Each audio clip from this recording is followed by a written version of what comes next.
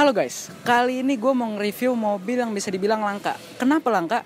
Ini mobil cuma ada 14 di dunia. Lu mau tahu mobilnya kayak apa, bentuknya kayak apa, dan gimana sih mobilnya? Ini dia Porsche 968 Turbo S.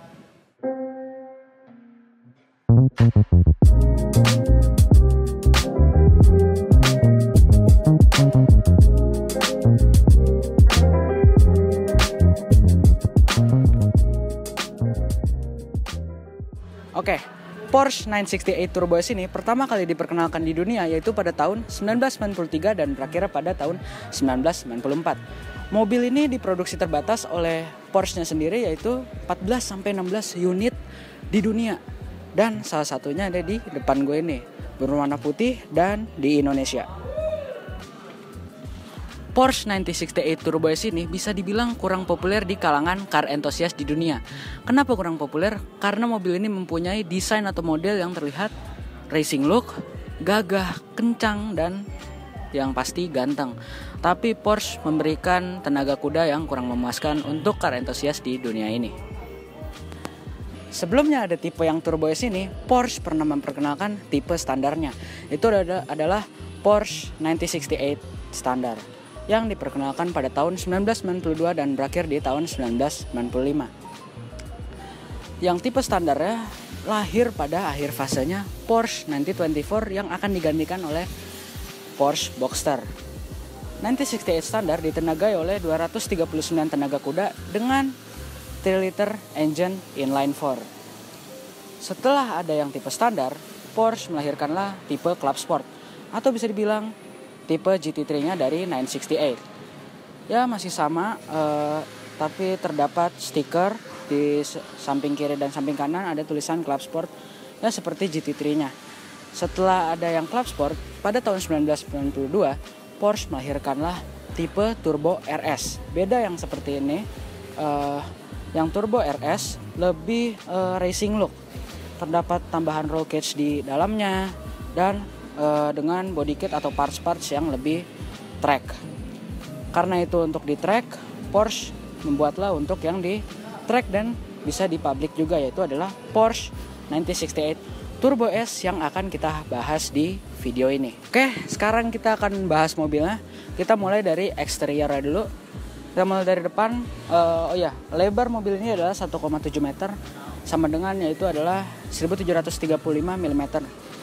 Oke, kita lihat dari kap mesinnya sudah terdapat perbedaan dari tipe standar dan Club Sportnya, yaitu adalah terdapat 2 air scoop.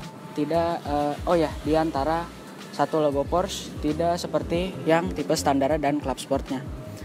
Dan lampu mobil ini sudah bulat ya, sudah mengikuti arah-arah Porsche 911. Tidak, lampunya tidak pop up seperti 944.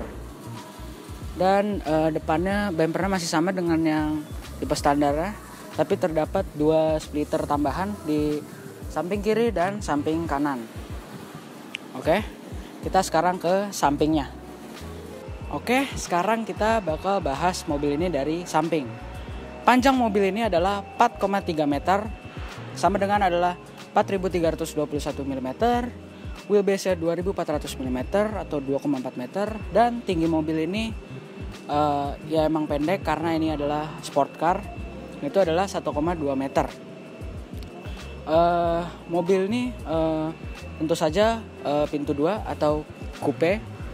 Dan dari samping kita sudah melihat ya, di sini ada side skirt dari tipe Turbo S dan RS. Yang Club Sport dan standar tidak ada side skirt yang seperti ini. Di sini ada lampu sen, ya tidak terlalu ini ya, biasa saja. Oke, sekarang kita bahas dari velg dan bannya. Oke, sekarang kita bahas dari bannya dulu. Bannya menggunakan Michelin Pilot Sport 4 dengan kelebaran untuk di depan yaitu adalah 225 dan yang di belakang adalah 245. Depan dan belakang ketebalannya sama yaitu adalah 40. Dan velgnya menggunakan ring 18 dengan velg standarnya dari tipe Turbo S dan Turbo RS. Setelah dilihat-lihat velgnya mirip velg Jepang, yaitu adalah Workmeister. Oke, sekarang kita akan bahas mobil ini dari belakangnya.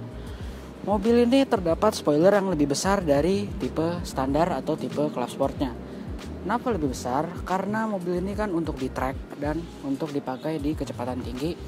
Dan spoiler ini bisa dinaik turunkan untuk konfigurasi downforce yang lebih bagus. Nah, dari spoiler kita nih lihat ada wiper. Kayaknya tambahan karena yang Turbo S itu tidak ada wipernya. Yang ada wipernya itu adalah tipe standar dan Club Sport, dan ini ditambahkan oleh ownernya. Dan lampunya berbentuk kotak persegi panjang, tidak seperti Porsche pada umumnya. Dan di tengah terdapat tulisan Porsche tentu saja. Dan ya bumpernya biasa saja, dan terdapat satu knalpot di samping kiri. Oke, kita sekarang akan membahas mesinnya di depan.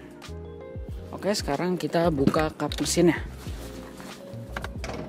Nah, ini ada cameo dulu. Abang tercinta membukai kap mesinnya. Oke, makasih. Nah, ini adalah mesin 3 liter engine inline 4 turbocharged multiple injection. Kalau nggak salah ini 5 speed atau 6 speed matic gearboxnya, dan mesin ini menghasilkan tenaga kuda yaitu adalah 305 tenaga kuda di 5.400 rpm, bertorsi 500 Nm di 300 rpm, dan top speednya bisa mencapai 175 miles per hour saat 282 km per hour. Akselerasinya dari 0 sampai 100 bisa mencapai 4,9 detik, dan itu sangat kencang untuk tahun 90-an. Oke, sekarang kita akan ke interiornya. Let's go.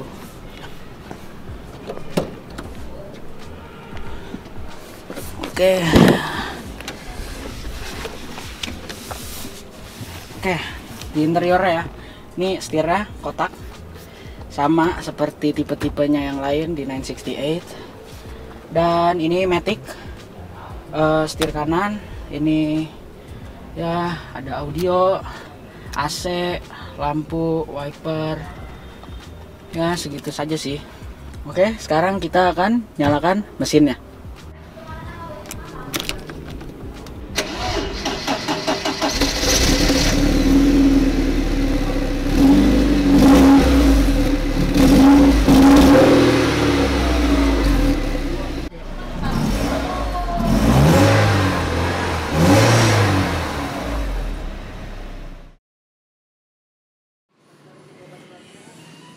Oke guys, terima kasih telah menonton video ini. Jangan lupa subscribe, like, and comment. Jika kalian ingin melihat review mobil-mobil goib seperti ini, saksikan terus Cibos Garage.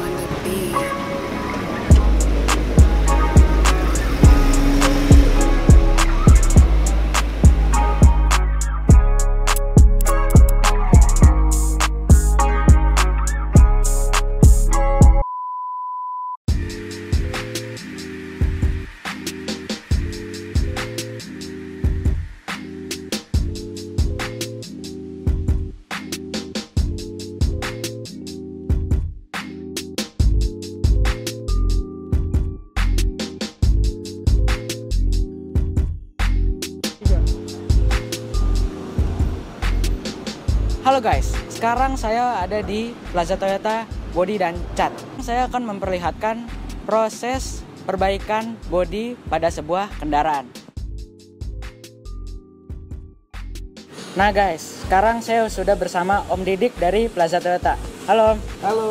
Apa kabar Om? Baik. Oke. Jadi Om Didik di sini akan menjelaskan bagaimana servis yang diberikan oleh Plaza Toyota Body dan Cat. Jadi di bengkel Plaza Toyota Body dan Cat Karanggan ini kita menerima perbaikan body repair dari mulai cat gores di panel, di bumper, ataupun sampai tabrakan yang cukup parah gitu kan. Kita ada pengecatan all body juga, ada penarikan sasis, penarikan panel, pengetokan, pengelasan panel, dan lain-lainnya. Nah, nanti untuk lebih jelasnya kita bisa langsung aja cek ke dapurnya Plaza Toyota Karanggan. Siapa? Oke, kita langsung cek. Oke guys, sekarang kita akan melihat bagaimana proses dari awal sampai akhir. Oke, Om, kita langsung masuk aja ke area pertamanya. Oke. Nah, jadi ini apa? Nah, ini area penerimaan. Di sini nanti customer pertama kali datang akan langsung diterima oleh SA kita nih. Di sini ada 3 orang SA kita. Jadi customer kita nggak perlu khawatir baik kendaraannya dengan asuransi atau tidak, kita bisa layani di sini. Nah, untuk kendaraan yang pakai asuransi nanti bisa dibantu klaim oleh SA atau service advisor kita. Gitu. Kita langsung aja ke area produksinya. Yuk. Oke. Ini jadi tempat apa, Om? Nah, ini area produksi kita dari proses awal hingga akhir ya. Nanti akan saya jelaskan gimana proses awalnya, seperti apa. Kita langsung aja ke proses yang pertama. Di sini ada proses part removal atau perbaikan panel. Di sini ada macam-macam proses perbaikan bodi, mulai dari pengatokan panel, pengelasan panel, penaraikan sasis, penggantian sasis ada di stall ini. Nah, setelah ada perbaikan di area bodi, setelah semua proses bodi selesai, kita nanti akan langsung masuk ke proses preparation. Di situ ada proses pendempulan, lalu ada proses surfacer atau cat dasar. Next, kita langsung ke proses berikutnya. Oke. Proses perbaikan panelnya ya. Kita lihat prosesnya seperti apa. Di sini ada beberapa kendaraan yang sedang proses perbaikan panel. Ini ya. Ya. Ini ada contoh mobil Agia sedang proses perbaikan panel. Ya. Nah, di sini ada panel yang memang penyoknya cukup parah. Kita proses perbaikan dengan penarikan panel. Tujuannya apa sih penarikan panel ini? Supaya nanti pada saat proses pendempulan, dempulnya tuh nggak tebel, tipis aja. Jadi panel bisa terlihat seperti panel original kembali. Gitu. Oke, siap, Om. Setelah dari perbaikan panel, kita sekarang ke... Nah, setelah perbaikan panel, kita ada di pos preparation. Itu ada proses dempul sampai proses cat dasar ya kalau di luar ya. Kalau kita sih sebutnya proses surfacer. Oke, Kemon, kita ke proses berikutnya. Ini salah satu prosesnya. Nah, tadi mobil yang sudah didempul, kita cat dasar atau surfacer. Ini kemarin kerusakannya cukup parah ya. Jadi makanya sampai kaca quarternya kita ganti, kita lepas, dan ini hasilnya gitu. Jadi setelah proses ini nanti akan di QC oleh foreman kita ya. Kalau memang hasilnya belum oke, itu akan dikerjakan kembali sampai hasilnya oke. Sampai hasil akhirnya tuh oke banget. Iya, jadi sampai panelnya memang betul-betul udah siap dilakukan proses pengecatan. Oke, siap, Om. Selanjutnya kita ke proses pencarian warna buat pengecatannya. Yuk kita ke ruang mixingnya. Nih guys. Oke, ini ruang mixing kita, di mana di sini proses pencarian warna. Jadi semua mobil yang perbaikan di sini, baik baret maupun ganti panel, semua warnanya dicari di sini. Kita ada cat-cat yang kita pakai di sini ada sequence. Lalu di sebelah kiri saya ada glasurit. Lalu di sini juga ada Nexa yang kita pakai di sini. Di sini produk-produk memang produk nomor 1 ya, unggulan, kualitas nomor 1 yang kita pakai di sini. Dan terutama yang penting ialah sudah sesuai dengan standar Toyota Astra Motor. Dari sini ini dari pengecatan ya? Iya. Setelah pengecatan Nah, setelah catnya tadi udah dibuat nih ya, dengan pembuatan seperti ini, boleh saya sedikit ya? Ya. Ini ada proses pencampuran warna. Di sini tinter akan membuat warnanya sesuai dengan formula yang sudah dibuat oleh tinter. Jika warnanya sudah oke, langsung proses yang tadi kendaraan surfacer langsung bisa ke ruang pengecatan. Kita ada spray bootnya, ada ovennya. Gitu. Oke, kita langsung aja ruang pengecatan. Iya. Oke, let's go. Ini Om. Iya, ini ruang pengecatan kita, spray boot kita. Kita spray boot pakai Saima ya, pakai Saima. Di sini kenapa kita pakai Saima? Memang sudah terkenal ya Saima dengan spray boot ini cukup bagus hasilnya, terutama teknik kita yang mengerjakan tuh hasil pengecatannya juga cukup bersih, cukup gloss dan kelihatan semua hasilnya cukup oke. Gitu. Jadi sedikit area ruang pengecatannya. Ini nggak cuma ruang pengecatan, Ya. tapi setelah proses pengecatan ini nanti akan dilakukan proses pemanasan. Biasanya kalau di luar cat oven ya ini kita ada spray booth, ada pemanasnya berarti juga. langsung ada ovennya. Iya, langsung ada ovennya gitu. Setelah dari oven dan pengecatan kita Nah, setelah proses pengecatan dan catnya sudah dikeringkan, langsung ke proses pemolesan. Oke. Kita langsung ke proses pemolesannya ya. Nah, di sini proses pemolesannya, ya proses pemolesannya di hasil cat yang tadi misalnya masih ada sedikit bintik atau teksturnya nggak sesuai, bisa diratakan di proses pemolesan. Dan di sini hasilnya pasti akan disesuaikan dengan tekstur panel sebelumnya, gitu. Ya, setelah proses pemolesan, langsung proses pemasangan atau perakitan spare part yang dilepas. Dilepas ya. Iya, dilepasin. Ya. Oke, Kita langsung ke posnya. Nah, ini area pemasangan ya. Jadi bumper yang tadi dilepas akan dirakit di sini ya. Setelah selesai semua pemasangan, perakitan udah di setel dan gapnya udah presisi ya, sesuai dengan standarnya. Rapih banget ya. Udah rapi, harus rapi banget, udah oke juga. Kita ada foam QC-nya juga.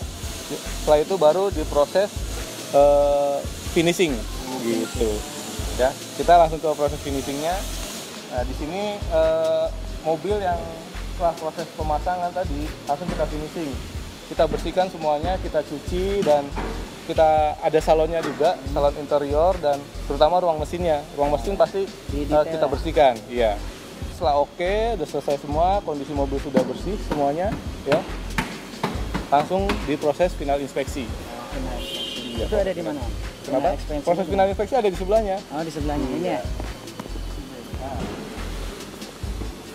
Ini proses final inspeksinya. Nah, ini ruangan final inspeksi kita ya.